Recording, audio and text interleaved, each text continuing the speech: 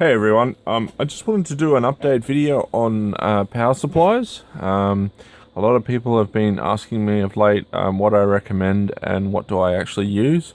Well, the main power supply I actually use is one of these guys here. Now, I don't have a real one here to actually show you, so I've had to just print this one out. This is a Meanwell Power 606.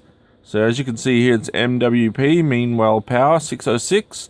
Now this is an arcade style supply, so you've got your adjustable 5 volts.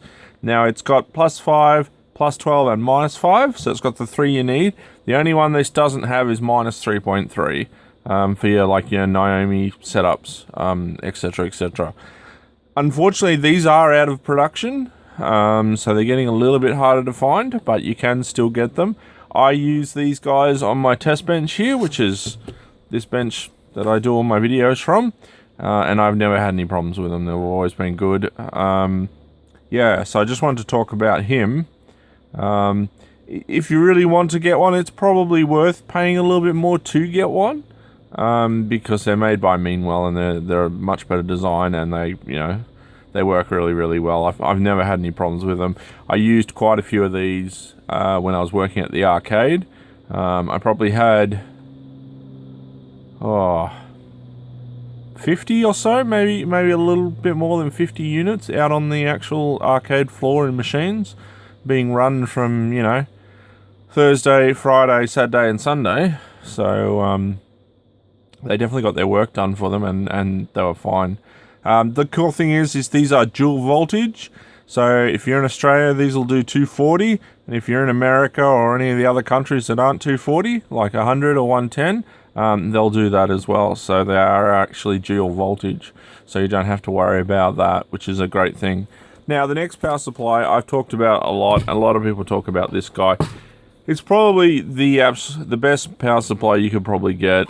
It's the Meanwell QP 200-3A.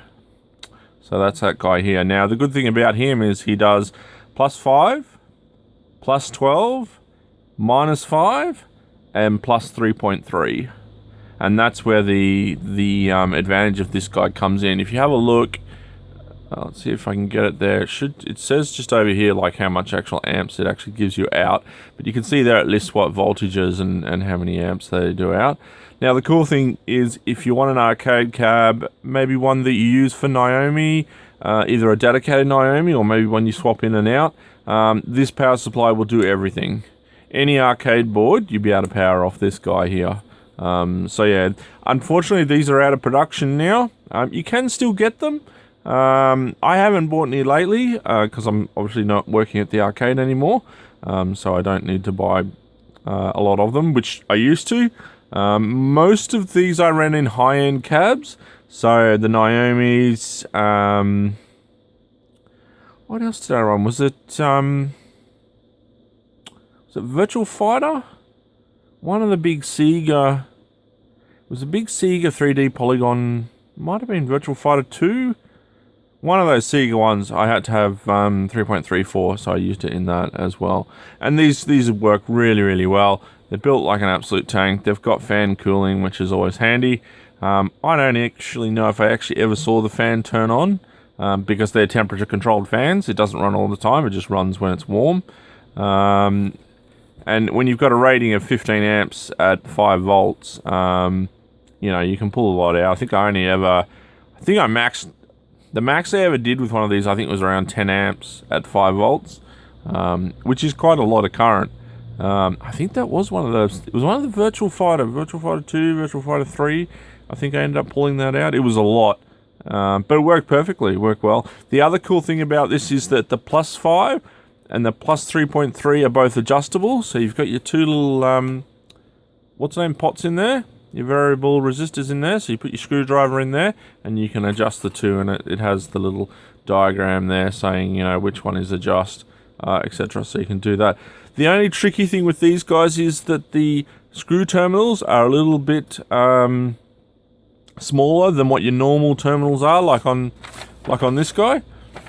So the actual terminals, the forks on these need to be the smaller ones, not the normal ones that you normally use on arcade power supplies and stuff. But that's not such a big deal, but it's just something to note if you're going to buy one of these. That's something that you need to look into. But fork terminals are usually pretty easy to get. I mean, they're all over eBay, but most car repair shops, like in Australia we have like Supercheap and Repco and Autobarn and quite a few shops, they generally will have them, so you can walk in there and get some, if you need them urgently, etc. So yeah, so that's the QP200-3A. Now, since these are out of production and getting a little bit harder to get, there is another Meanwell you can get. Now, unfortunately, I'll just put this guy over here. I don't have one to actually physically show you, but this is the official, this is the Meanwell official catalog. With all their power supplies, like with all their specifications, etc., etc. Very handy to have. I think you can still write to them and ask them to send you one. I know it says July 2019, but still very valid in 2021 where we are now. So the next power supply up from the QP200-3A. The next one down from it is this one here. So it's a QP hyphen 150-3A. So instead of being 200, it's 150. So that's the difference. The 3A is both the same on the end, and it does exactly the same thing. So it does +5, +3.3, +12, and -5.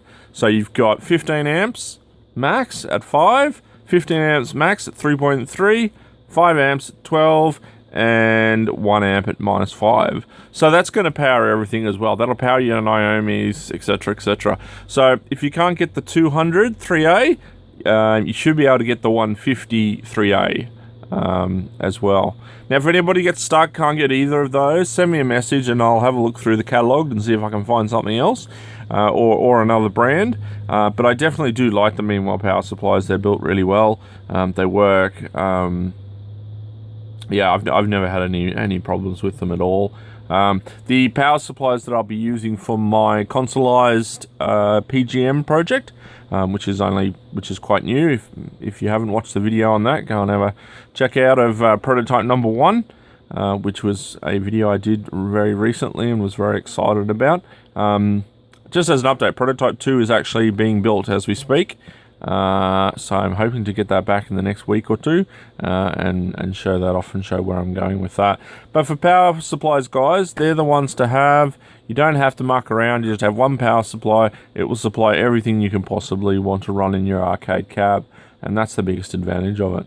So anyway, guys, there's a quick update. I hope you enjoyed it, and bye for now.